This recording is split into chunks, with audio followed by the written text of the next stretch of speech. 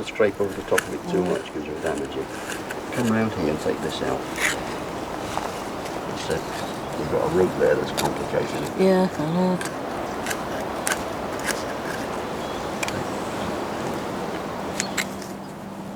Now, you need to clean it up a little bit so that you can see what you're doing. That's stone. So how's the dig gone altogether? It's been, for me as community archaeologist, it's been really successful. We've had a lot of people here, lots of volunteers all working away with us. We came here looking for an Iron Age settlement and we found exactly what we were looking for.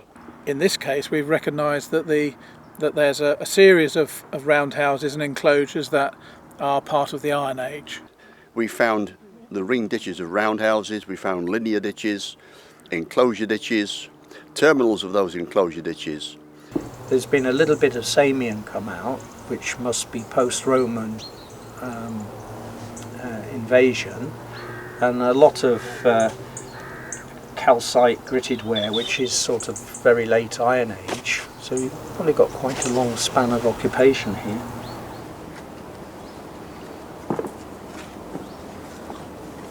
Aren't you good, Brian? Indeed it is. That's Iron Age. It's Iron Age pot. Yes, well done. Nice one, Tina.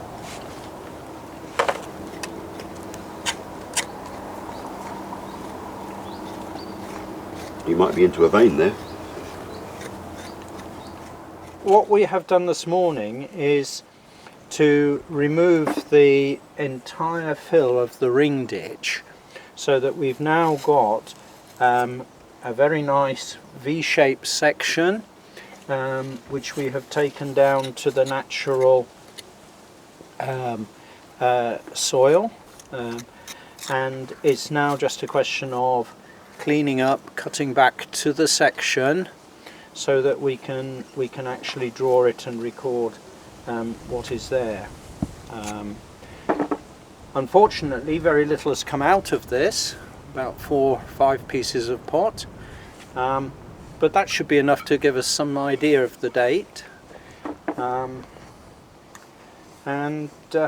Basically it's just a question of cleaning it up now, ready to record, photograph and move on. So this is trench 1. It's time to wrap up. What we're doing here at the moment is recording away, drawing sections of the ditches that we're looking at in the trench here, it's a bit sad really coming towards the end of our dig, but you don't have much time at this stage for feeling sad, because actually you're working away like crazy trying to make sure you've got all the recording done before it's too late. Trench number 1 sits outside the big enclosure, but there are roundhouses here, and there's also a big boundary ditch. So it looks like people are living in this particular spot during the Iron Age, and then at some point after that they put in the boundary ditches to demark enclosures. Those might be enclosures round small fields, or they might be enclosures round other roundhouses. But it's all part of a large sort of farming community who are living here before the Romans arrive and change things a bit. We see this big boundary ditch appear, but it still carries on essentially as a farming community, rather than just feeding themselves, though later on when the Romans arrive they seem to be feeding the Roman army as well. So there's different tasks for them to do, or different demands on their time, and they do seem to rearrange the landscape accordingly.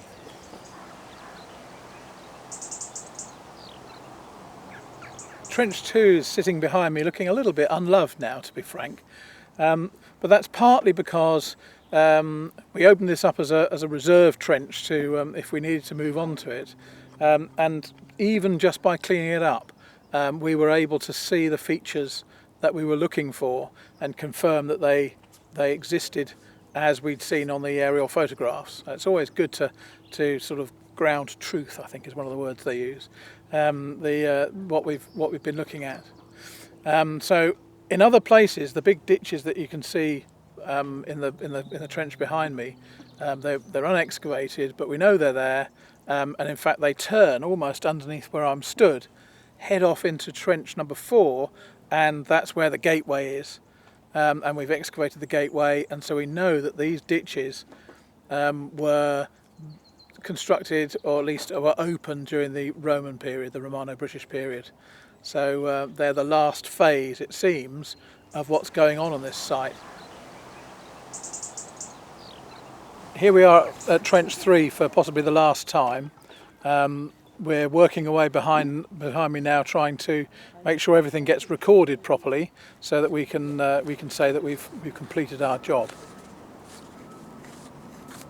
So what have we actually achieved in this trench? Well, it's an interesting trench. It sits right in the middle of the big double-banked enclosure, and in fact most of the things that are going on there we now think actually may have taken place before the double-banked enclosure was actually constructed.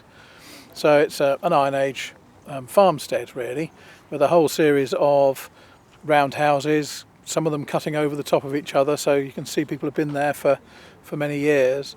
And then cutting over the top of some of those, we've got boundary ditches as well, and we'll have to unpick the boundary ditches from the roundhouse ditches and work out a sequence of events. Part of that will actually come from an expert view on the pottery. So the pottery might extend right through the Iron Age, or it might actually just be later in the Iron Age. So that's part of our reason for sending the pottery away to an expert. It's so that we can get a better idea of the time slots. So it's not really clear yet whether or not you've got roundhouses with a boundary round them, or whether or not you've got lots of roundhouses with no boundaries and then that's replaced by the boundary ditches. Just looking at the way they all cut through each other suggests that they're there for a number of generations, and so we could be talking about 100, 200 years worth of activity. I'd like to imagine at least that we've got a situation where we've got a roundhouse with an enclosure, a small enclosure around it, that then later on gets replaced by this big double-banked enclosure during the Roman period.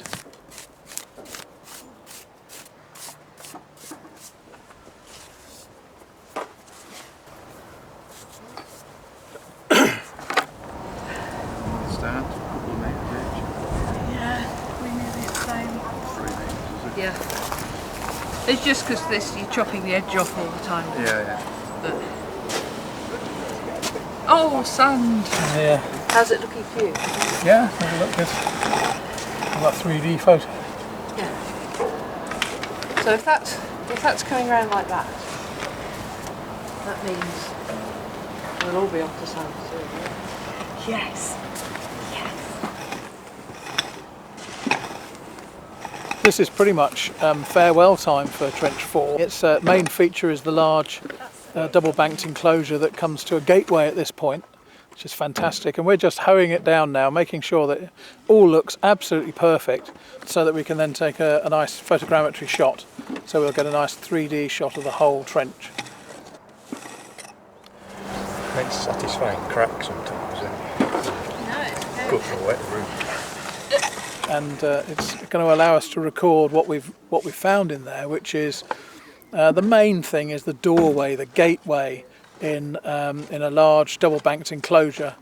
We've excavated half of one of the terminals of that gateway. It's a big gateway, so we've excavated one of those, and that's given us plenty of evidence that this is a Romano-British feature, or at least it finishes being used in the Romano-British period.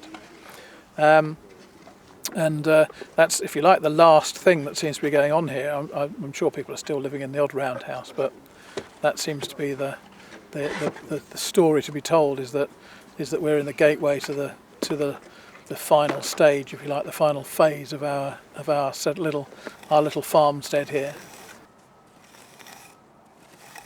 There might be a few more context cards to do, but otherwise, that's it, finished. That's not bad. Put the tea on. After this particular dig is finished, there comes all the post-excavation work, which will involve getting experts to assess the various assemblages that we've got of ceramics and other material. In that respect, it's been a very, very useful site for us. great archaeology, fantastic archaeology, and it all fits in very nicely with the work we've done previously at Hemmingbrough and North Duffield. So all in all, very successful, and for me as a community archaeologist, particularly good as a community archaeology project.